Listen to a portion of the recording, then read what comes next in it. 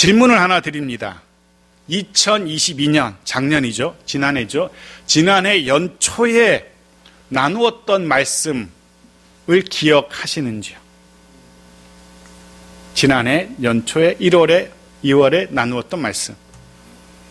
표정들이 그러신데 지난주 말씀도 기억 못하는데 무슨 지난해 연초의 말씀을, 이런 표정들이신데, 지난해 연초에 1월달 2월달 나눴던 말씀은 그런 말씀이었습니다.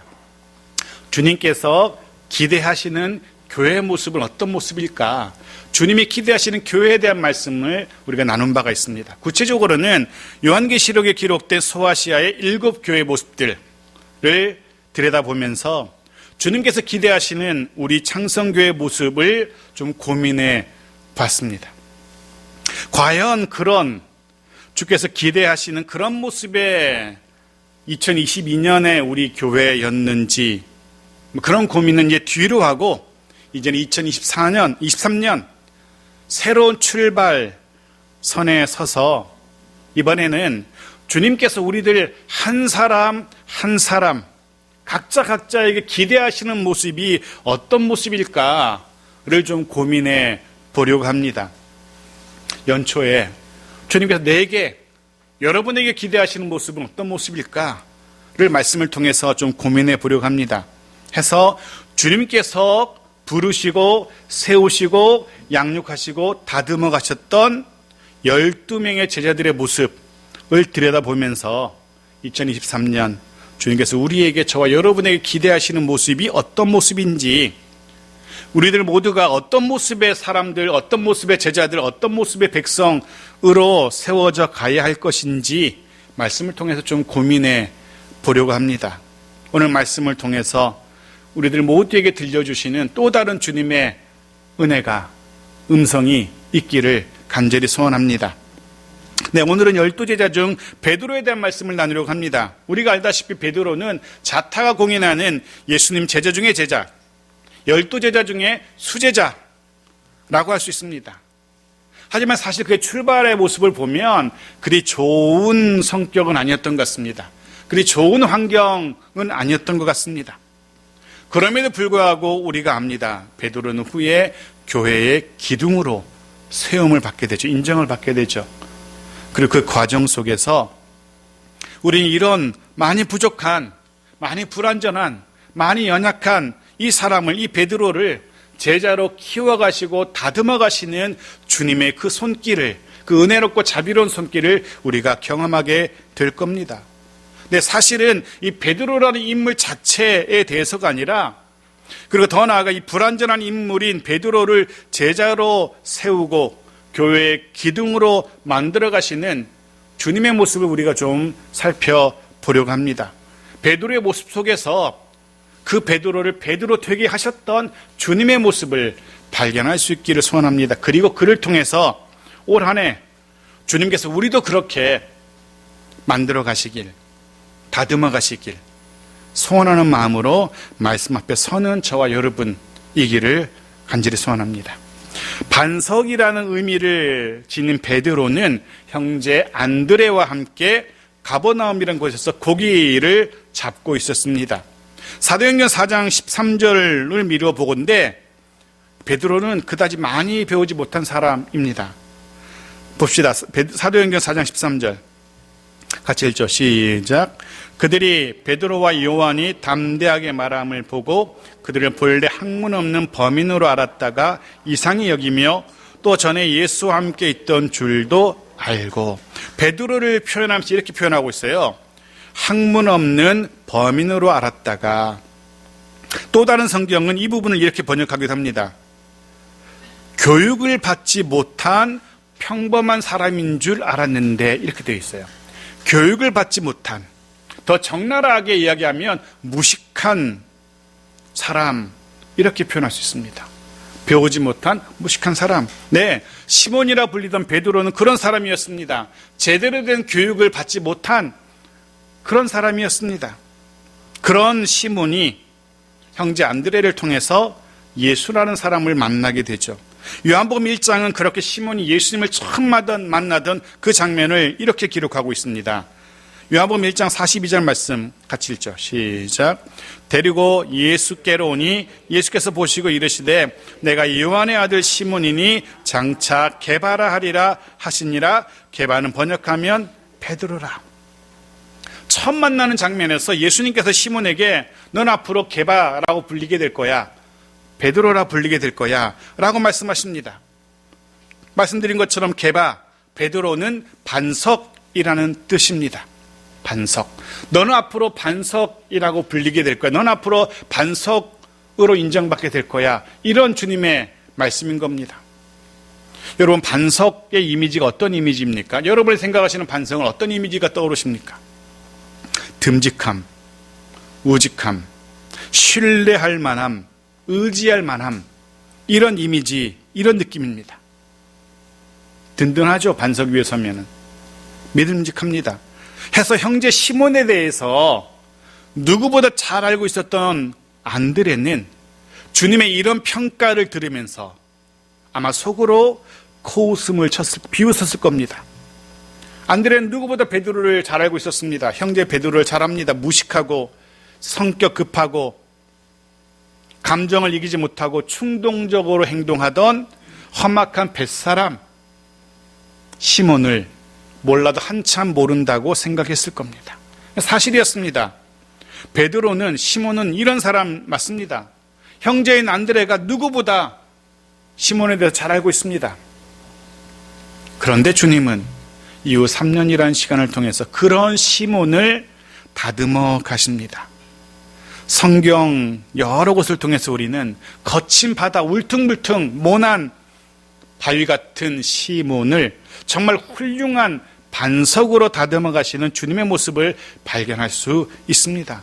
사랑하는 성도 여러분, 2023년 우리들 역시 그렇게 주님께서 정말 훌륭한 반석으로 다듬어 가시길 소원합니다. 반석 같은 모습의 제자, 주님께서 저와 여러분에게 기대하시는 그런 모습으로 성장해가는 그런 올 한 해의 길을 간절히 소원합니다. 비록 아직은 많이 부족하고 아직은 많이 서툴고 아직은 실수투성이고 누가 보아도 참 모자란 모습이지만 주님의 손길을 통해서 정말 반듯한 반석으로 정말 듬직한 주님의 제자들로 다듬어져 가기를 주님 이름으로 축복합니다.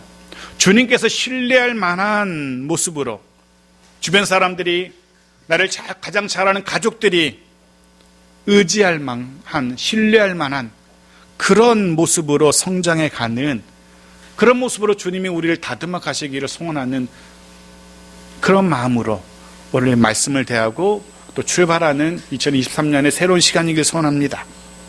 두 번째 만남, 시몬이 주님을 만나는 장면은 누가복음 5장 3절과 4절에 기록하고 있습니다. 보십시다. 같이 읽죠. 시작. 예수께서 한 배에 오르시니 그 배는 시몬의 배라.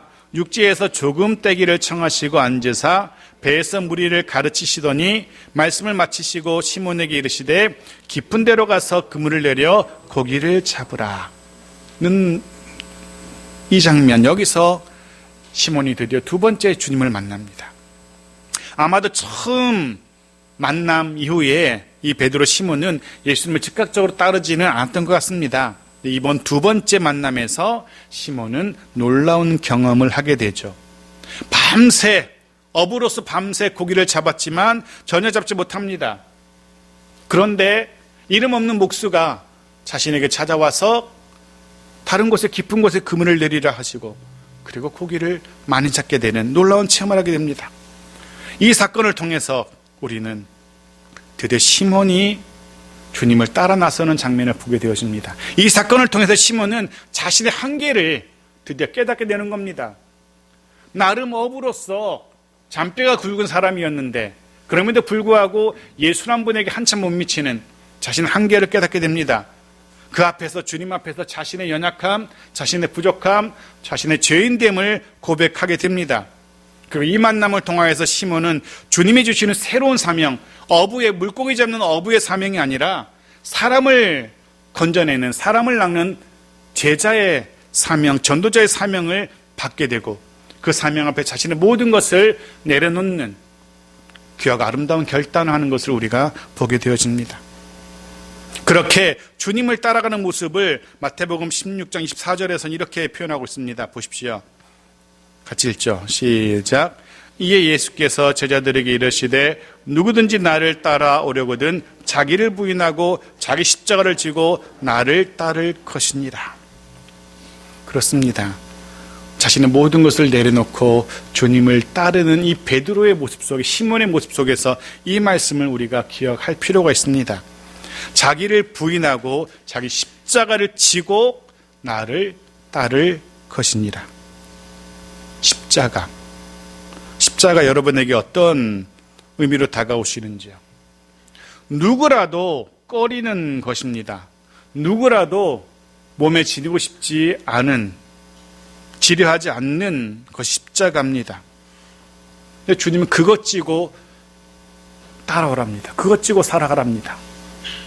그런 생각을 해봅니다. 무엇이 혹은 누가 내게 십자가일까? 분명한 사실은 주님이 그것 지고 따라오라고 우리를 부르신다는 겁니다.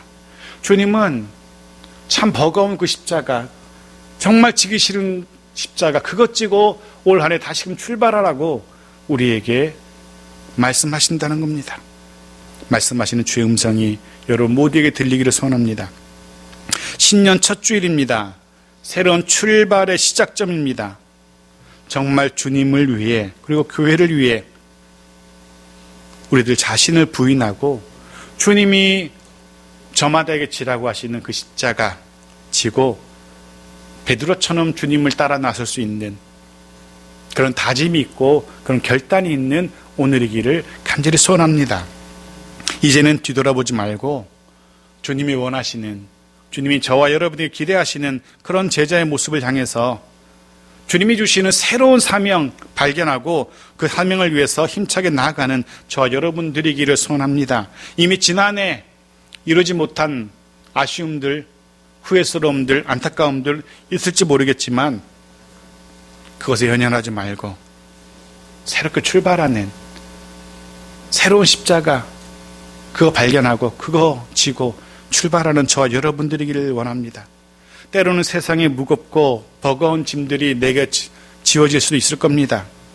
하지만 너무 힘겨워하거나 헤매지 말았으면 좋겠습니다. 주어지는 상황에 눌려서 허덕이지도 말았으면 좋겠습니다. 모든 순간 주님의 인도하심을 믿으며 저마다의 십자가를 지고 주님을 따르는, 저마다의 사명을 감당하는 그런 저와 여러분이기를 소원합니다. 그런데 그렇게 다 버려두고 주님을 따라 나선, 예수를 따라 나선 시몬이었지만 그가 즉시로 우리가 기억하는 그런 베드로, 수제자 베드로로 변한 것은 아니었죠. 말 그대로 갈릴리 바다의 그 모래와 같은 그런 시몬이었는데 단단한 반석 베드로로 변하는 데에는 많은 시간이 필요했습니다. 수많은 주님의 손길이, 주님의 인내와 긍휼이 필요했습니다. 한 번은 주님이 밤 4시경 바다 위로 걸어오신 적이 있었죠. 이때 성격이 급한 시몬도 자신도 물 위를 걷게 해달라고 간청하죠. 하지만 그 결과 우리가 잘 알고 있습니다. 물에 빠지는 것이었습니다. 마태복음 14장 30절 말씀입니다. 같이 읽죠. 시작. 바람을 보고 무서워 빠져가는지라 소리질러 이르되 주여 나를 구원하소서 하니. 주님이 시몬을 책망하십니다. 믿음의 부족함을, 믿음의 적음을 책망하십니다. 그리고 이 사건을 통해서 주님은 베드로의 믿음을 다듬고 계시는 것을 우리가 발견하게 되어지죠. 물에 빠지게 된 베드로의 문제는 다른 것이 아니었습니다. 그가 물에 빠질 수밖에 없었던 것은 그의 시선에 문제가 있었기 때문입니다. 걸어오라고 하신 주님을 온전히 신뢰하지 못하고 보지 못하고 물을 보았기 때문에 그의 시선에 문제가 있었던 겁니다. 그의 바라보는 것에 잘못된 것입니다. 우리의 시선을 좀 생각해 봅니다. 우리는 무엇을 보며 살고 있는지, 무엇을 보며 살아왔는지, 그리고 이후로는 무엇을 보며 살아가야 하는지, 우리의 시선이 하나님에게 고정되어 있는지 그렇지 않은지. 어떤 때는 주님을 바라보았다가 또 어떤 때는 세상을 바라보고, 어떤 때는 주님의 말씀을 기뻐하다가 어떤 때는 세상을 더 즐거워하고, 그런 모습은 아닌지 여기 봤다 저기 봤다. 이제는 주님에게 우리 시선을 고정할 필요가 있습니다. 사도 바울의 표현처럼 표대만을 바라보며 믿음을 경주하겠노라 결단하고 다짐하는 오늘 새 첫날 첫 주일이기를 축복합니다. 주님은 시몬에게 그리고 저와 여러분에게 그런 결단을 요구하고 계십니다. 나만 바라보라고. 시몬이 이후 어떤 곳에 서게 되든, 시몬이 이후 어떤 형편에 놓이게 되든 늘 주님만 바라볼 것, 주님은 이것을 기대하고 계셨고 이 사건을 통해서 그런 모습을 요구하고 계신 겁니다. 그리고 그것이 바로 믿음이라고 주님은 우리에게 교훈하십니다.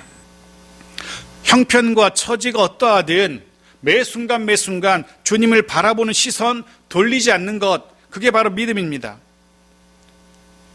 저는 우리들 모두 그런 믿음의 소유자들이기를 소원합니다. 그런 믿음의 소유자들로 성장하기를 소원합니다. 2023년 분명 만만치 않을 겁니다. 어쩌면 지난해보다 더 힘든 시간일 수도 있습니다. 그러나 그럼에도 불구하고 어떤 상황에 놓인다 할지라도, 어떤 형편에 놓인다 할지라도 결국 주님을 바라보는 그 시선만큼은 돌리지 말아야 됩니다. 그럴 수 있기를, 모든 순간 주님만 바라볼 수 있기를 주의 이름으로 축복합니다. 그리고 오늘 읽었던 마태복음 16장에서 우리는 또 다른 모습의 시몬을 만나게 되죠. 어느 날 예수님께서 사람들은 나를 누구라, 인자를 누구라 하느냐라고 제자들에게 물으십니다. 당시 사람들은 예수를 세례 요한, 엘리야, 예레미야나 선지자 중에 한 사람이라고 말들 하고 있었습니다. 그때 시몬이 대답합니다. 너무나도 유명하고 멋진 고백이었죠. 마태복음 16장 16절 같이 읽어보겠습니다. 시작. 시몬 베드로가 대답하여 이르되 주는 그리스도시요 살아계신 하나님의 아들이시니이다. 주는 그리스도시요 살아계신 하나님의 아들이시니이다. 멋진 고백을 합니다. 자기 자신도, 시몬도 아마 이렇게 말하고 나서 스스로 뿌듯해했을 겁니다. 주변의 제자들도 와 하면서 다 놀랐을 겁니다. 저 사람이 어떻게 저런 말을 할 수 있지라고. 주님 앞에서 한 건 했다는 자부심으로 다른 동료 제자들 앞에서 어깨를 으쓱했을 겁니다. 그런데 그것도 잠시 잠깐이었습니다. 이내 그는 주님의 엄청난 책망을 듣게 되죠. 사탄이라는 소리까지 듣게 됩니다. 주님으로부터 십자가 사건을 듣게 된 시몬이 그 일만큼은 절대로 안 된다라고 고집을 부린 까닭입니다. 이게 바로 시몬의 모습입니다. 이게 바로 또한 우리의 모습이기도 합니다. 어떤 때는 참 믿음 좋은 것처럼 보이는데, 어떤 때는 그의 말과 행동이 참 믿음 좋은 사람의 모습처럼 보이는데, 또 어떤 때는 아니 예수 믿는 사람이 어떻게 저럴 수 있을까? 라는 생각이 들기도 합니다. 그렇게 오래 교회를 다녔는데, 그렇게 오래 예배를 드리고 말씀을 들었는데 어떻게 저럴 수 있을까는 생각이 들기도 합니다. 머리를 갸우뚱하게 만드는, 나를 향하신 주님의 의도를 전혀 깨닫지 못하는, 나에게 그렇게 선명하게 들려주시는 말씀인데도 불구하고 그 말씀을 전혀 이해하지 못하는 그런 우리의 모습이기도 합니다. 시몬이 그랬습니다. 믿음의 모습으로 고백했지만 이내 전혀 믿음 없는 사람의 모습으로 살아가는 모습.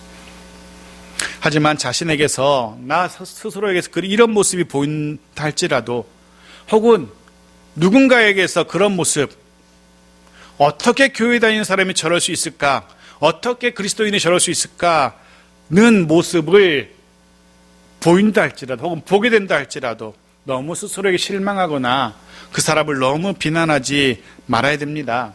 왜냐하면 아직까지 덜 다듬어졌기 때문입니다. 아직까지 다듬어져 가는 과정이 있기 때문입니다. 그럼 그렇게 생각할 수 있습니다. 도대체 언제까지 기다려야 되는 것인가? 주님 도대체 언제까지 다듬어 가실까? 어떤 경우는 쉽게 다듬어질 수도 있겠지만 어떤 사람은 죽는 날까지 다듬어 가실 수 있을 것이고, 분명한 사실은 아직 덜 다듬어졌음을, 나의 부족함을 인정하고 더 빨리, 더 빠른 시간에 다듬어 주시기를 위해서 기도해야 할 것입니다. 그 사람을 위해서도 주님이 저 사람 좀 더 빨리 다듬어 주시기를 기도하십시오. 답답하시면 주님께 정으로 좀 아프게 치셔서라도 그렇게라도 다 못난 거 깎으셔서 빨리 좀 다듬어 주십시오. 그렇게 기도하시기도 하십시오. 하지만 절대로 스스로의 모습을 보면서 교만하지 말아야 됩니다. 나는 이 정도면 많이 다듬어진 것 같아. 나는 됐고 저 사람만 이제 다듬어지면 될 것 같아. 그렇게 생각하지 마십시오. 고린도전서 10장에서 바울이 교훈하는 것처럼 선줄로 생각하는 자는 넘어질까 조심하라는 말씀을 기억하면서 늘 나의 부족함, 덜 다듬어졌음을 인정하며 주님의 손길을 더 기대하는 그런 저와 여러분이길 소원합니다. 또 한 번은 예수님께서 산에서 기도하실 때 용모가 변화되고 옷이 휘어져 광채나는 것을 베드로가 목격하게 되죠. 그때 베드로가 이렇게 제안합니다. 마가복음 9장 5절 말씀 보십시오. 같이 읽죠. 시작. 베드로가 예수께 고하되 랍비여, 우리가 여기 있는 것이 좋사오니 우리가 초막 셋을 짓되 하나는 주를 위하여, 하나는 모세를 위하여, 하나는 엘리야를 위하여 하사이다. 아니, 네. 베드로의 제안은 이겁니다. 이곳에 초막 셋을 짓고 여기서 삽시다. 베드로는 그만큼 이 장소가, 이 시간이 마음에 흡족했던, 마음이 너무 들었던 겁니다. 그만큼 이곳에서 이 경험이 정말 황홀한, 정말 좋은 경험이었던 겁니다. 계속 하고 싶은, 계속 머물고 싶은 그런 때와 장소, 그런 경험이었던 겁니다. 내려가고 싶지 않은 겁니다. 베드로의 마음에 제가 조금은 이해되는 게, 저도 가끔 기도원에 오르곤 하죠. 코로나 이후에는 못 갔지만, 자주 못 갔지만, 새해를 맞이할 때든지 새로운 사역을 준비할 때든지 그럴 땐 기도원에 오르곤 합니다. 때로는 요즘처럼 추운 날씨에 겨울철에 기도원에 오르게 되기도 합니다. 비록 추운 날씨에 이렇게 산길, 오솔길 걸으면서 차가운 바람 맞으면서 산길을 걸으면서 기도하고 말씀 떠올리고 묵상하고 찬양하면서 그렇게 시간을 보내기도 합니다. 한참 그렇게 찬바람 맞으면서 숲속 거닐다가 숙소로 돌아와서 뜨거운 물에 몸을 씻으면 기분이 참 좋습니다. 그렇게 보내는 며칠이 너무도 소중하고 귀합니다. 때로는 걱정 근심 없이 거기서 보내는 그 시간들이 얼마나 좋은지 모릅니다. 내려가고 싶지 않다라는 그런 생각이 가끔 들기도 합니다. 여기서처럼 그냥 이렇게 늘 말씀 보면서 기도하면서 산책하면서 찬양하면서 얼마나 좋은지. 하지만 사실 산은 내려오기 위해서 올라가는 것이죠. 정말 우리가 있어야 할 곳은 산 아래이죠. 비록 산 위에서 주님의 놀라운 모습을 체험하고 은혜를 체험하지만 시몬이 정말 있어야 할 곳은 산 아래였던 겁니다. 사역자들이 교회와 집에 다급한 일을 뒤로하고 기도원에 오르는 이유는 이후에 오히려 교회와 집을 위해서 더 잘 섬기기 위해서죠. 동일한 원리가 적용됩니다. 우리가 하나님의 놀라운 은혜와 복을 체험해야만 하는 이유는 주의 피값으로 세우신 주의 몸된 교회를 더 잘 섬기기 위해서입니다. 하나님의 나라를 더 잘 섬기기 위해서 우리가 주의 은혜를 체험하고 복을 누려야 되는 겁니다. 더불어서 주님께서 십자가에서 보이신 그 사랑으로 만들어주신, 이루어주신 우리의 가정들, 그 가정을 더 큰 사랑으로, 더 온전한 사랑으로 섬기기 위해서 우리는 주의 은혜와 긍휼과 복을 받아 누려야 되는 겁니다. 전 2023년 올 한 해 우리들 모두 말씀을 통해서 더 큰, 더 새로운 주님의 은혜를 누리게 되기를 소원합니다. 이곳 창성교회를 통해서, 이곳을 드린 예배를 통해서 하나님의 살아계심과 하나님의 일하심을 정말 실감나게 체험하게 되기를 소원합니다.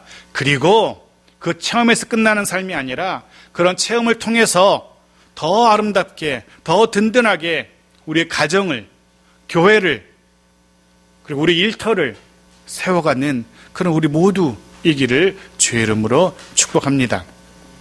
후에 우리는 주님을 3번이나 부인하고 이후에 통곡하는 베드로의 모습도 발견하게 되죠. 만일에 제가 주님의 입장이었다면 그랬을 것 같아요. 그렇게 참아주고 그렇게 품어주고 그렇게 기다려줬는데 그렇게 사랑했는데 어떻게 그럴 수 있니? 베드로야, 네가 사람이니? 저 같으면 그러고 싶어요. 하지만 베드로를 찾아오신 주님은 그 어떤 비난도 어떤 책망도 하지 않죠. 다시는 배반하지 않을 거지? 라고 묻지도 않습니다. 이제는 정신 차렸으니까 이제는 제대로 헌신하고 충성하겠니? 그렇게 따지듯이 묻지도 않습니다. 대신 딱 하나 요구하시죠. 무엇입니까? 사랑의 고백을 요구하시죠. 요한복음 21장 7절 같이 읽어보겠습니다. 요한복음 21장 7절 마지막으로 같이 읽고 말씀을 정리합니다. 같이 읽죠. 시작. 3번째 이르시되 요한의 아들 시몬아 내가 나를 사랑하느냐 하시니 주께서 3번째 내가 나를 사랑하느냐 하심으로 베드로가 근심하여 이르되 주님 모든 것을 아시오매 내가 주님을 사랑하는 줄을 주님께서 아시나이다. 예수께서 이르시되 내 양을 먹이라. 아멘. 주님이 베드로에게 기대하시고 요구하시는 것은 주님을 향한 사랑의 고백이었습니다. 다른 것 따지지도 않으셨고 다른 거 묻지 않으셨습니다. 그저 날 사랑하니? 그 사랑을 확인하고 계십니다. 왜 그럴까요? 정말로 사랑한다면 헌신할 수밖에 없는 겁니다. 정말로 사랑한다면 그를 품을 수밖에 없고 그를 놓을 수 없는 겁니다. 충성할 수밖에 없는 겁니다. 정말로 사랑한다면. 주님의 몸된 교회와 예수 그리스도를 주로 고백하는 주의 몸된 지체들, 그들을 섬기고 돌보아야 되는 이유도 마찬가지일 겁니다. 내가 주님을 사랑하기 때문입니다. 주님을 사랑하기 때문에 주님께서 우리에게 원하시는 주님의 몸된 교회와 성도를 돌보게 되는 겁니다. 주님을 사랑하는 까닭 때문에. 주님을 사랑하기 때문에 헌신하는 것이고 주님을 사랑하기 때문에 충성하는 겁니다. 주님을 사랑하기 때문에 주님 맡기신 사명을 힘써 감당하는 것입니다. 여러분도 주님을 사랑하실 겁니다. 아니, 여러분도 주님을 사랑하시는지요? 그렇다면 당연히 주님께서 여러분에게 요구하시는, 기대하시는 그 삶을 살아야 됩니다. 주님을 사랑하신다면. 내 양을 먹이라며 베드로가 감당해야 될 것들을 말씀하신 주님께서 이제는 저와 여러분이 감당해야 될 것들 말씀하실 겁니다. 2023년 올 한 해 날 위해서 피 흘려 죽으신 주님을 사랑하기에 주님께서 우리에게 말씀하실, 부탁하실 일들 힘써 감당할 수 있는 우리들 모두이기를 축복합니다.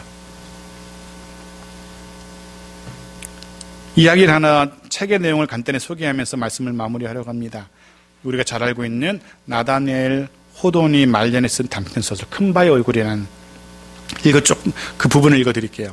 남북 전쟁 직후 어니스트란 소녀는 어머니로부터 바위 언덕에 새겨진 큰 바위 얼굴을 닮은 아이가 태어나 훌륭한 인물이 될 것이라는 전설을 듣게 됩니다. 어니스트는 커서 그런 사람을 만나 보았으며 하는 기대를 가지고 자신도 어떻게 살아야 큰 바위 얼굴처럼 될까 생각하면서 진실하고 겸손하게 살아갑니다. 세월이 흐르는 동안 돈 많은 부자, 싸움 잘하는 장군, 말을 잘하는 정치인, 글을 잘 쓰는 시인들을 만났으나 그들은 큰 바위 얼굴처럼 훌륭한 사람으로 보이지 않았습니다. 그러던 어느 날 어니스트의 얼굴을 보던 한 시인이 어니스트를 향해서 큰 바위 얼굴이라고 소리칩니다.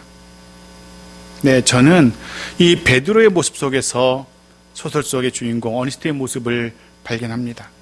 베드로는 예수님과 함께 먹고 마시며 울고 웃는 가운데 때로는 심각한 책망도 듣게 되지만 그런 시간을 통해서 어느덧 잘 다듬어진 정말로 예수 닮은 반석으로 변화된 베드로를 발견하게 됩니다. 사랑하는 성도 여러분, 바라기는 2023년 올 한 해 우리들이, 저와 여러분이 그렇게 주님의 은혜 안에서 주님을 예배하는 가운데 주님을 닮아가는 모습이기를 간절히 소원합니다. 거친 바닷사람 시몬을 든든한 교회 반석으로 세우신 주님의 그 손길이 저와 여러분 모두의 삶 가운데, 저와 여러분의 가정과 교회 가운데 늘 함께 하시며 다듬어 가시기를 주의 이름으로 축복합니다.